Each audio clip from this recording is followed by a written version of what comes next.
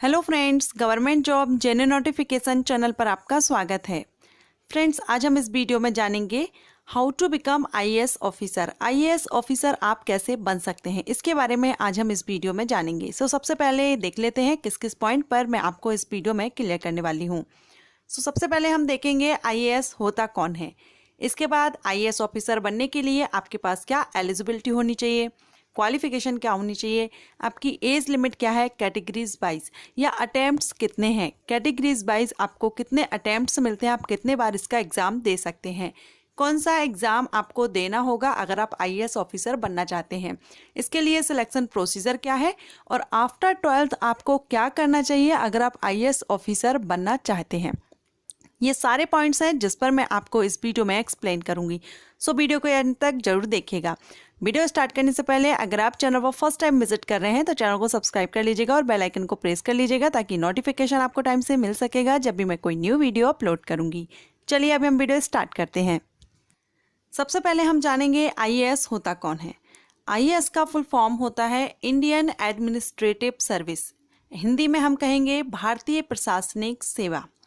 अगर आप IAS officer बनना चाहते हैं तो इसके लिए हर साल यूपीएससी के द्वारा सिविल सर्विस एग्जाम कंडक्ट कराया जाता है और ये जो एग्ज़ाम है वो आईएएस, आईपीएस, आईएफएस या आईआरएस लेवल की जो भर्ती है उसके लिए ये एग्ज़ाम कंडक्ट कराया जाता है यूपीएससी के द्वारा। आईएएस इंडिया की टॉप गवर्नमेंट जॉब है। हर कोई एक आईएएस ऑफिसर बनना चाहता है, हर स्टूडेंट का सपना है आईएएस ऑफिसर बनना। आईएएस ऑफिसर क्या है, किस पोस्ट पर रहते हैं, तो ये डिस्ट्रिक्ट मजिस्ट्रेट रहते हैं या कलेक्टर, कमिश्नर, जॉइंट सेक्रेटरी जो मंत्रियों के हैं, या अंडर सेक्रेटरी, डिप्टी सेक्रेटरी, ये जो पोस्ट हैं वो आईएएस ऑफिसर को ही दी जाती हैं। इसके अलावा भी कुछ पोस्ट हैं, मैंने यहाँ पर आपको फॉर एग्जाम्पल के लिए कुछ ही पोस्ट यहाँ पर बताई हैं। ये आईएएस ऑफिसर रहते हैं।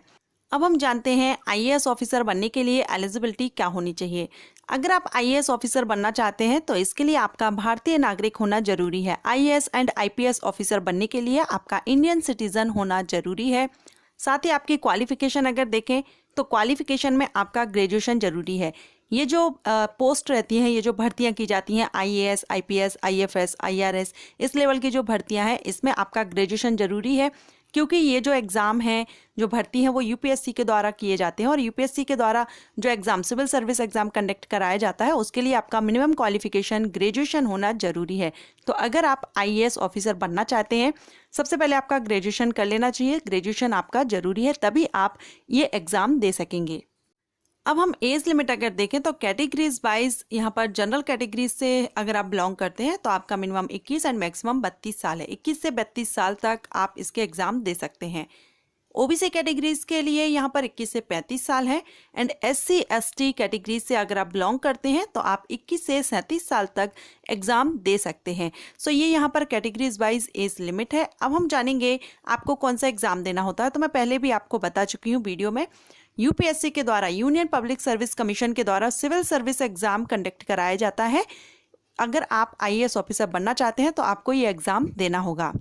सिविल सर्विस एग्जाम जो रहता है यूपीएससी के द्वारा कंडक्ट कराया जाता है, उसका जो सिलेक्शन प्रोसीजर है 3 स्टेप में रहता है। Pre exam, main exam and interview. ये हम सभी जानते हैं, जो आईपीएस, आईएएस या आईएफएस, आईआरएस बनने के लिए आपको ये 3 स्टेप से गुजरना होता है। इसके बाद ट्रेनिंग दी जाती है।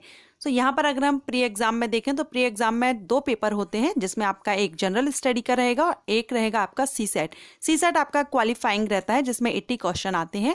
इसके मार्क आपके ऐड नहीं होते हैं मेंस के लिए, लेकिन जो जनरल स्टडीज़ का है उसमें 100 क्वेश्चन रहेंगे और इसके आपके मार्क्स काउंट किए जाएंगे। इसी के बेस पर आप आगे मेंस एग्जाम दे सकेंगे।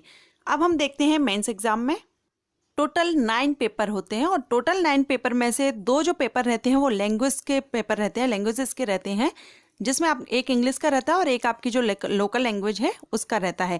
ये जो 2 पेपर हैं ये भी क्वालिफाइंग रहते हैं, मार्क्स इसके ऐड नहीं होते, लेकिन बाकी के जो पेपर रहते हैं उनके मार्क्स ऐड होते हैं। जैसे कि उसमें एक ऐसे रहता है, 4 पेपर आपके जनरल स्टडीज़ के रहते हैं और 2 आपके ऑप्शनल रहते हैं। इस तरह से आपके टोटल 9 रहते हैं। उसके बाद आपका इंटरव्यू होता है। मेरिट जो आपकी तैयार की जाती है वो मेंस एंड इंटरव्यू के जो मार्क्स रहेंगे उसके बेस पर आपकी मेरिट तैयार की जाती है, फाइनल मेरिट। यहाँ पर मैं आपको ये शॉर्ट में ही बताई हूँ। अगर आप इसके बारे में, सिलेबस के बारे में जानना चाहते हैं, किस तरह के क्वेश्चंस आते हैं, किस किस टाइप से क्वेश्चन किए जाते हैं या ऑप्शनल सब्जेक्ट क्या रहते हैं, ये सारी जानकारी मैंने इसके पहले वीडियो अपलोड किए हुए हैं। आईपीएस ऑफिसर, आईएफएस ऑफिसर या आईआरएस ऑफिसर कैसे बने। सो सिलेबस सभी का सेम रहता है, एग्जाम पैटर्न सेम रहता है। आप उन वीडियो को चेक कर लीजिएगा, प्लेलिस्ट एक बार, सो आपको वहाँ पर कन्फर्म हो जाएगा। अब हम यहाँ पर जानेंगे अटेम्प्ट्स कितने रहते हैं, कितने बार आप ये एग्ज़ाम दे सकते हैं। तो अगर आप जनरल कैटेगरीज को बिलोंग करते हैं तो आप 6 बार, 6 टाइम्स आप इसका एग्ज़ाम दे सकते हैं। एग्ज़ाम मीन्स आपको फॉर्म भरने पर आपका काउंट नहीं किया जाएगा। अगर आप इसका एग्ज़ाम दे लेते हैं प्री एग्ज़ाम, तभी आपका ये जो टाइमिंग है वो आपकी काउंट की जाएगी अटेम्प्ट्स। सेकेंड ओबीसी यहाँ पर 9 अटैम्प्ट्स हैं एंड एससी एसटी के लिए अनलिमिटेड है। जनरल कैटेगरीज ओबीसी के लिए 6 और 9 है, ओवर एज होने तक आप इसमें 6 या 9 बार दे सकते हैं। और वहीं पर एससी एसटी कैंडिडेट जो है उनको ओवर एज होने तक, जब तक आपकी एज लिमिट नहीं होती है तब तक आप यहाँ पर कितने भी बार आप इसका एग्ज़ाम दे सकते हैं। अब हम आगे जानेंगे, अगर आप आईएएस ऑफिसर बनना चाहते हैं तो आफ्टर 12th आपको क्या करना चाहिए। तो मैं अपने पॉइंट ऑफ व्यू से अगर कहूँ तो आप आफ्टर 12th के बाद आप ग्रेजुएशन, क्योंकि ग्रेजुएशन जरूरी है, यूपीएससी एग्जाम देने के लिए आपको ग्रेजुएशन जरूरी है मिनिमम। तो मैं यहाँ पर आपसे कहूँगी, आपका जिस भी सब्जेक्ट में इंटरेस्ट है, क्वेश्चन किए जाते हैं मुझे कि गवर्नमेंट जॉब के लिए मैं किस टाइप के कोर्स करूं, क्या प्रोफेशनल कोर्स ज़्यादा बेटर रहेगा गवर्नमेंट जॉब के लिए, या हम सिंपल ग्रेजुएशन कंप्लीट कर लेते हैं उसके बाद गवर्नमेंट जॉब हमको इजीली मिल जाएगी। तो मैं यहाँ पर कहना चाहूँगी ये दोनों ही कंडीशन अलग हैं।